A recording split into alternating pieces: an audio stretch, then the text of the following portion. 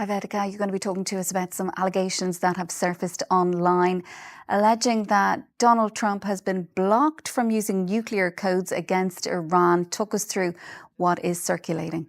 Well, Sharon, former CIA analyst Larry Johnson alleged on a podcast this week that Donald Trump wanted to use the nuclear codes against Iran, but that he was blocked from doing so by General Dan Kane, the chairman of his joint. A confrontation is now unfolding at the highest levels of America's defense establishment, and nothing in modern presidential history offers a real comparison.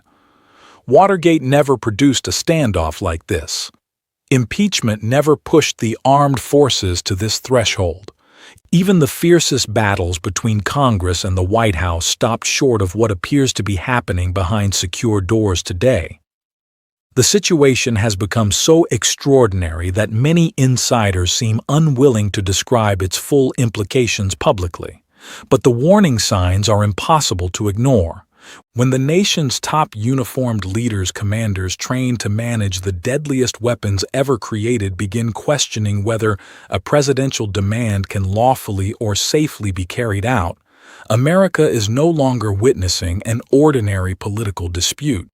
It is confronting a historic crisis of command, trust, and constitutional authority. Apparently, one report coming out of that meeting at the White House is that Trump wanted to use the nuclear codes, and General Dan Kane stood up and said no. He invoked his privilege as the head of the military, so to speak. It was apparently quite a blow up. There are pictures of Kane coming out of that meeting with his head down to the ground. If America's highest-ranking commanders reach the point where they believe the commander-in-chief should not have unchecked access to the nation's most destructive weapons, then the system is facing a crisis far beyond ordinary politics. The urgent issue is no longer simply how this confrontation began, but where it could lead next. And to grasp the true danger, you first need to understand how presidential nuclear authority actually functions. Most people imagine a clean, automatic process controlled by one person.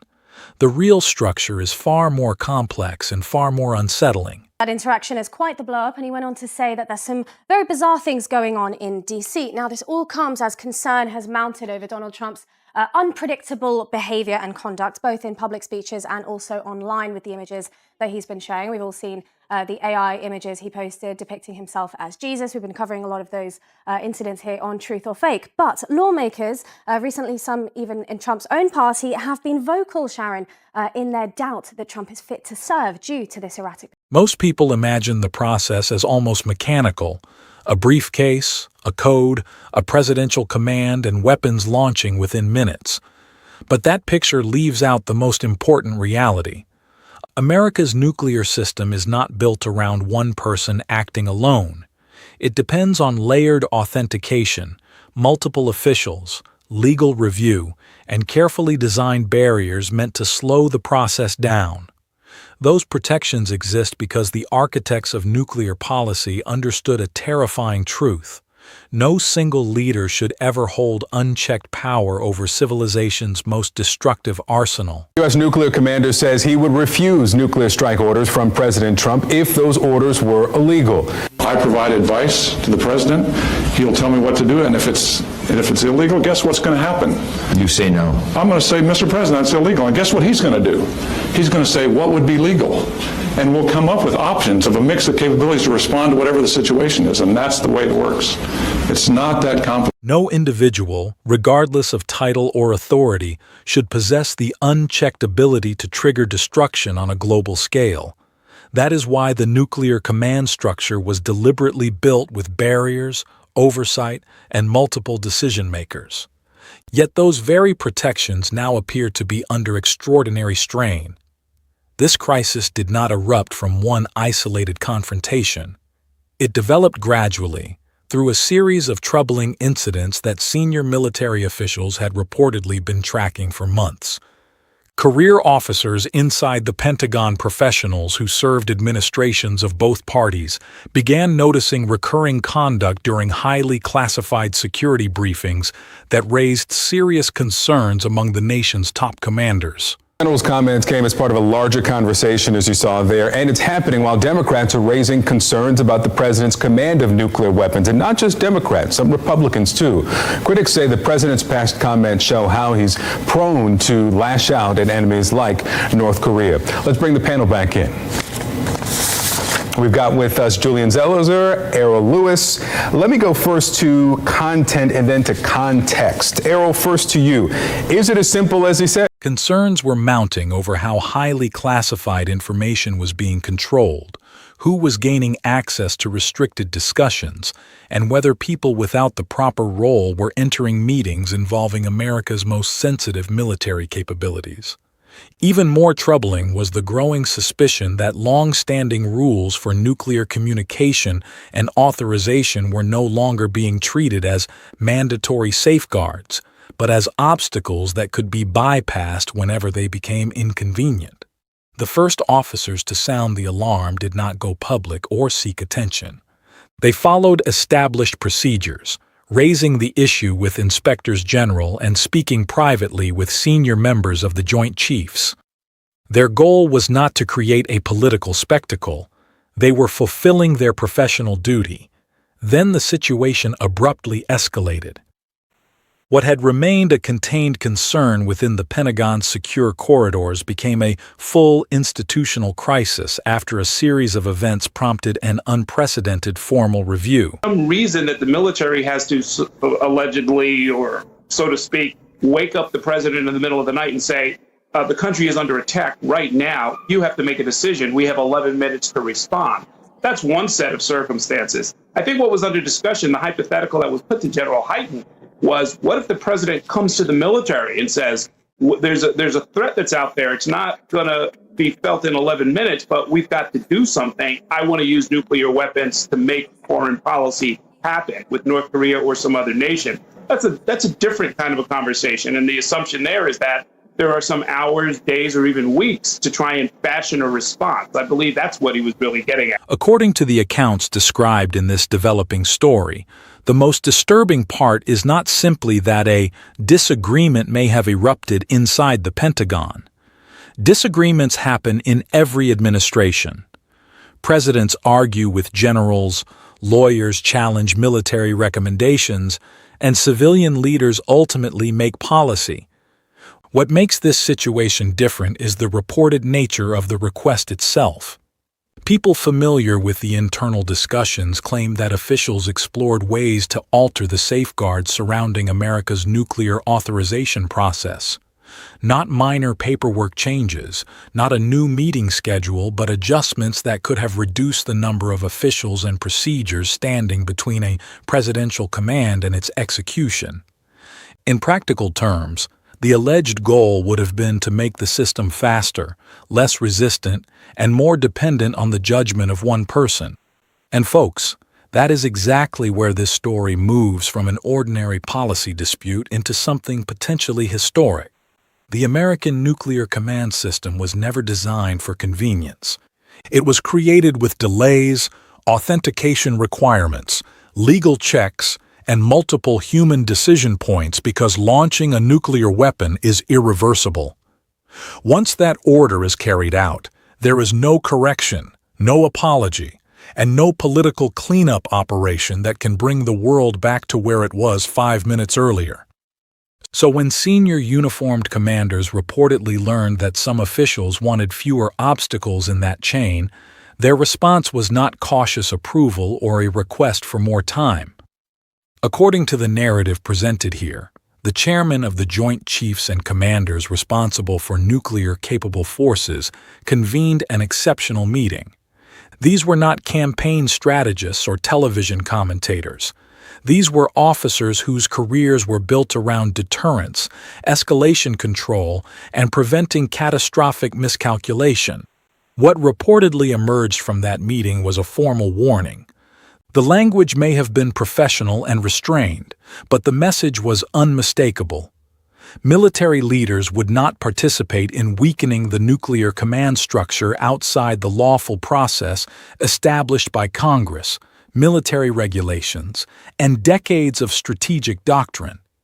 They were not claiming the right to replace civilian leadership. They were drawing a boundary around what they believed could legally and safely be implemented. That distinction matters. The military is obligated to obey lawful orders from elected leaders, but it is not required to execute instructions that violate the law. And if these accounts are accurate, the commanders believed the proposals had crossed that line. At that moment, the administration reportedly faced a very clear choice. It could accept the military's objections, return to the normal review process, and pursue any legitimate policy objective through established institutions, or it could attempt to bypass the professionals who had said no. The story alleges that some figures chose the second path. Rather than resolving the dispute directly with the Joint Chiefs, there were efforts to work through political officials inside the Defense Department, people whose influence came less from experience in nuclear doctrine and more from their loyalty to the White House. Sources also describe arguments that presidential authority in this area should be treated as nearly unlimited. Even more alarming, lawyers close to the administration were reportedly asked to consider interpretations that would shift power away from combatant commanders and toward political legal advisors. Think about what that would mean. Nuclear policy would no longer be shaped primarily by the people responsible for understanding battlefield consequences, retaliation risks, command reliability, and the possibility of accidental escalation. Instead, the decisive approval could move closer to lawyers whose job may be to defend the president's authority. That is not a harmless bureaucratic adjustment. It changes who gets to apply the brakes at the most dangerous moment imaginable. But the senior officers allegedly did not wait to see whether they would be outmaneuvered. They turned to Congress, not through a dramatic press conference and not through public accusations, but through classified briefings to experienced members of the Senate Armed Services Committee.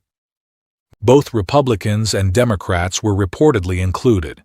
That detail is critical because it suggests the commanders were not trying to create a partisan spectacle. They were seeking intervention from the branch of government constitutionally responsible for military oversight. The message, delivered behind secured doors, was reportedly simple. Lawmakers needed to examine what was happening before the situation advanced any further. Those briefings are said to have triggered a formal congressional response. Requests for records went to Defense Department officials. Sensitive subpoenas were reportedly issued. Lawmakers wanted to know whether anyone had proposed changing verification requirements, whether existing procedures had been circumvented, and whether presidential aides had attempted to build an alternative chain of approval. The committee also reportedly demanded written confirmation that the nuclear release system remained intact. By directing that request not only to the defense secretary but also to senior military and national security officials, Congress would be making it harder for any single political office to control the answer. Then came the development that may prove even more consequential: a reported whistleblower complaint from a career national security official. This was not described as a partisan operative seeking publicity. It was presented as an experienced civil servant using one of the most serious protected channels available inside the federal government. The complaint remains classified, and the individual has not been publicly identified. That means the public cannot independently judge the evidence yet. But the act of filing such a complaint is significant because whistleblower procedures carry legal risks, professional consequences, and intense scrutiny. People do not normally invoke them over a routine disagreement. The official who filed the complaint reportedly concluded that remaining silent was more dangerous than coming forward. That person would have understood the possible cost, loss of career, reputation, security clearance, and perhaps years of legal conflict. Yet they still believed Congress needed a first-hand account of what had occurred. If the Inspector General found the complaint credible and transmitted it to lawmakers, congressional intelligence committees would then have the authority to demand documents, question witnesses, and hold classified or public hearings. The White House could dismiss media reports as partisan noise, but it would be much harder to ignore a lawful oversight process backed by subpoenas. And this is where the administration's public response becomes especially important. Instead of reassuring the country that all safeguards remained untouched, allies of the president reportedly began portraying military objections as political sabotage. Friendly media figures revived accusations about a deep state and suggested that generals were undermining an elected commander-in-chief. That rhetoric may energize a political base, but it also attacks the trust holding civilian-military relations together. When professional military advice is automatically treated as disloyalty, every lawful objection becomes vulnerable to being branded as insubordination. Retired senior commanders then reportedly began saying publicly what active duty officers could not. Former generals and admirals with direct experience in nuclear operations explained that friction is not a defect in the system, it is the safeguard. The authentication steps, legal reviews, and additional officials are there precisely because human beings can act under stress, anger, incomplete information, or false intelligence. A system capable of ending millions of lives should resist impulse. Making it easier to bypass those protections would not make America more powerful. It would make every country, including the United States, less secure.